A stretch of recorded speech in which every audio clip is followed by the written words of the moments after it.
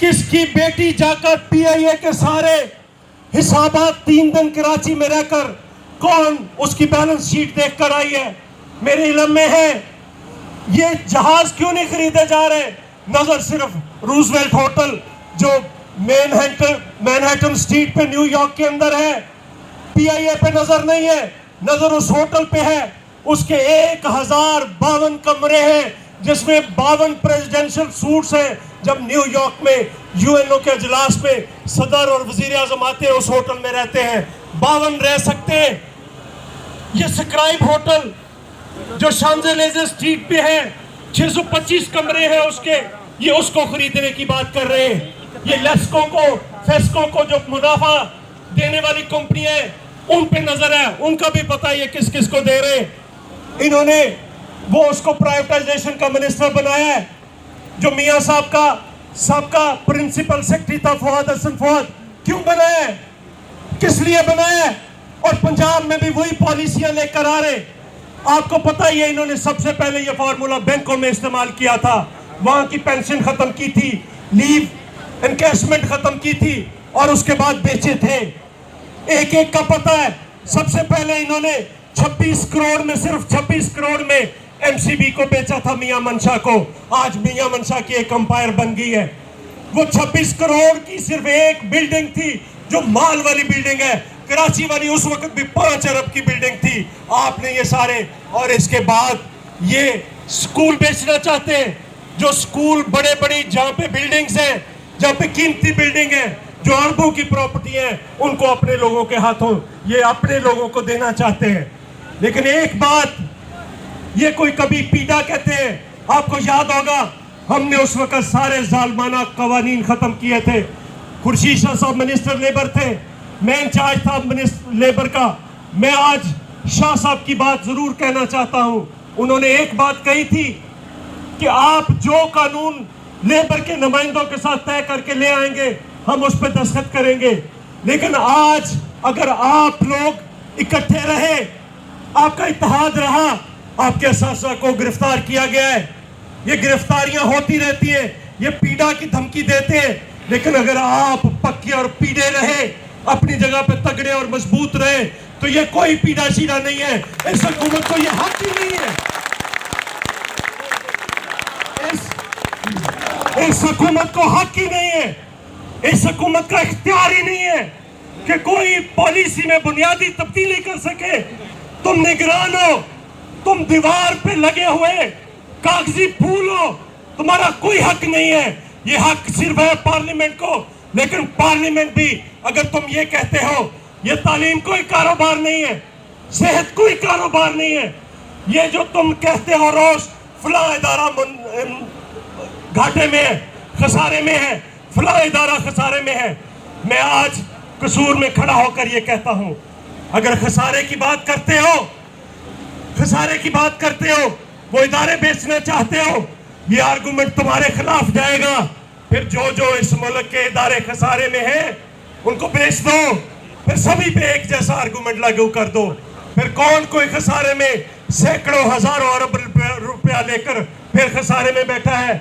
ये पार्लियामेंट कौन सा मुनाफा दे रही है? अगर कल को आपको कोई कहे कि इस पार्लियामेंट को इससे कम पैसों में मैं बेहतर लोगों को लाकर, ज्यादा एक्सपर्ट्स लोगों को लाकर बिठाकर चला दूंगा, तो क्या आप ये सौदा कर लेंगे? कल कोई आपको कहे कि मैं इससे कम पैसों में इस मुल्क का दिफा इससे बेहतर चला लूंगा, क्या आप ये सौदा कर लेंगे? बिल्कुल नहीं करेंगे। इसी तरह से अगर आप स्कूलों को, अगर आप पीआईए को, अगर आप रेलवे को, अगर आप वापडा को, अगर आप इनको बेचना चाहते हैं, तो हम ये बिल्कुल हरगिज नहीं होने देंगे। हम आपके साथ खड़े। जारी मंजूर अमल, जुल्म के ये ज़ाब्ते हम नहीं मानते, जुल्म के ये ज़ाब्ते हम नहीं मानते। एक मुल्क दो दस्तूर, ना मंजूर, ना मंजूर, एक मुल्क दो दस्तूर। ना मंजूर, ना मंजूर। आप ये पीड़ा की धमकी देते हैं। आपको याद होगा जनरल मुशर्रफ के दौर में एक और कानून आया था, removal from services special amendment. उसके तहत बगैर किसी को सुने, बगैर किसी की बात सुने उसको निकाल देते थे। हमने आकर खत्म किया था। सब जगह देना। IRO 2002 हमने खत्म किया था, 2A कारपोरेशन एक्ट के अंदर हमने आकर खत्म किया था। और मैं आज भी आपसे वादा करता हूं कि अगर पाकिस्तान पीपल्स पार्टी आएगी, ये जितने जालमाना कवानीन है उनका हम खात्मा कर देंगे उसको। दूसरी बात, आज के इशू पे मैं आपके तमाम मुतालबात की हमायत करता हूं और हमारी पार्टी का मौक़िफ़ आज मैं आपके पास आया हूं। आज या कल हमारी लीडरशिप का मौक़िफ़ आपके हक में आप खुद देख लेंगे कि हम आपके साथ पार्टी की लीडरशिप दिखाएंगे। दूसरी बात जो कहना चाहता हूं कि ये जो आप यहां पे खड़े हैं, जो आपके असातिज़ा वहां पे बंद हैं, अगर आप तगड़े रहते हैं, एक मिसाल देना चाहता हूं। रेलवे के अंदर पीपल्स पार्टी के दौर में इस्लामाबाद में हमारे वजीर दाखिला ने दहशतगर्दी लगाकर कुछ मजदूरों को उठाया और 780A लगा दी। मैं लेबर का इंचार्ज था, हमारा वजीर दाखिला था। मैंने कहा कोई जमानत नहीं कराएगा, उन्होंने जमानत कराने से इनकार कर दिया और हमने उसी दिन अगले दिन वजीर दाखिला को कहा कि तुम्हारे पास 24 घंटे हैं, अगर ये FIR वापस नहीं हुई तो फिर देखना तुम्हारा हशर क्या होगा। वो FIR वापस हुई थी और आप भी खड़े रहे। आज यहां पे आया हूं, मैं कल आपके दोस्तों के साथ लाहौर जा रहा हूं, लेकिन अब आपको अकेला नहीं छोड़ेंगे। कल या परसों इस मुल्क की तमाम ट्रेड यूनियन को इकट्ठा करके आपके धरने में ले जाएंगे या आपके साथ खड़े हो जाएंगे। अगर आप समझते हैं कि आपका इत्तेहाद, आपकी यकजोती, आपका अज़्म, आपकी हिम्मत, आपका हौसला अगर इसी तरह है तो आप हाथ उठाकर मुझे इसका जवाब दें। अगर हाथ उठाए, इन उठे हुए हाथों को कोई झुका नहीं सकता, इन फखर से बुलंद सरों को कोई झुका नहीं सकता। ये हुकूमतें आती जाती रहती हैं, ये कवानीन बनते रहते हैं, बिगड़ते रहते हैं, लेकिन हम आपके साथ खड़े हैं। आप देखेंगे 1-2 दिन के अंदर इस हुकूमत को आपके कदमों में झुकना पड़ेगा, इसके सिवा कोई रास्ता नहीं है। लेकिन मुस्तफा ज़ैदी के 2-3 अशार पे अपनी बात को खत्म करता हूं कि मरहम अश्क नहीं, जख्म तलब का चारा, ये आप सब लोगों के लिए। मरहम अश्क नहीं, जख्म तलब का चारा, खून रोओगे भी तो किस खाक की सजदज होगी।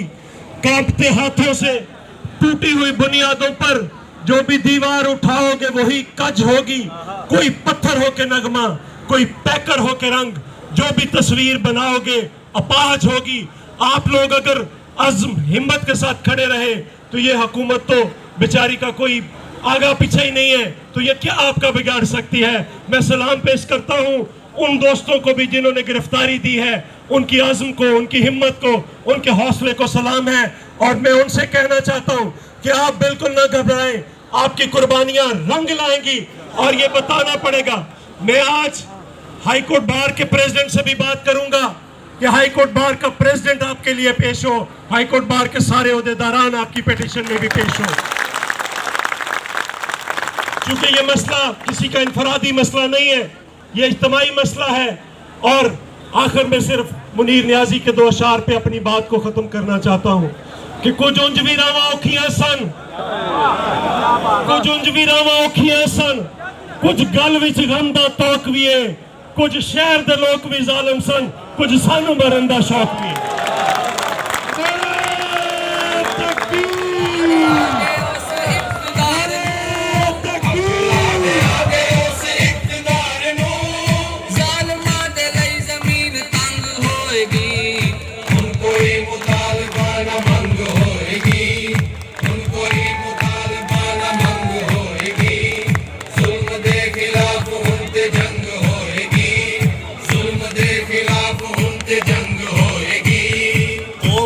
कमाई वेच खान वाले हो, झूठी शान झूठी आन बान वाले हो, कर्जे आदे जाल विच फसान वाले हो, कर्जे आदे जाल विच फसान वाले हो, ओ सबक दे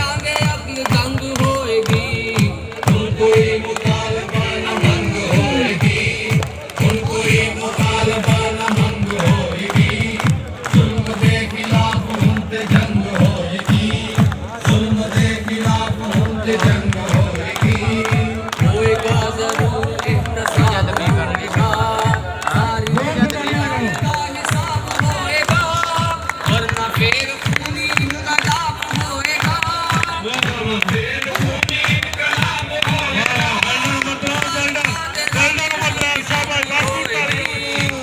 कोई मुतालबा न तालियां मारो यार, जोर से मारो, ये मारो मुद्रा देखो, ये जरूरी बना, ये बहुत अच्छा लग रहा है ये देखो, इसके लिए तालियां, उमर दराज के लिए तालियां, जारी मंजूर अमल साहब, जारी मंजूर, चोर चौकीदारियों हटाए जाएंगे, सूलियां ते लटकाए जाएंगे, मोगले से कौम दे मुकाए जाएंगे,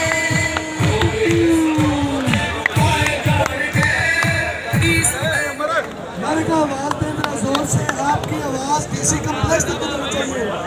नारे तकबीर, जुल्म के ये ज़ाब्ते,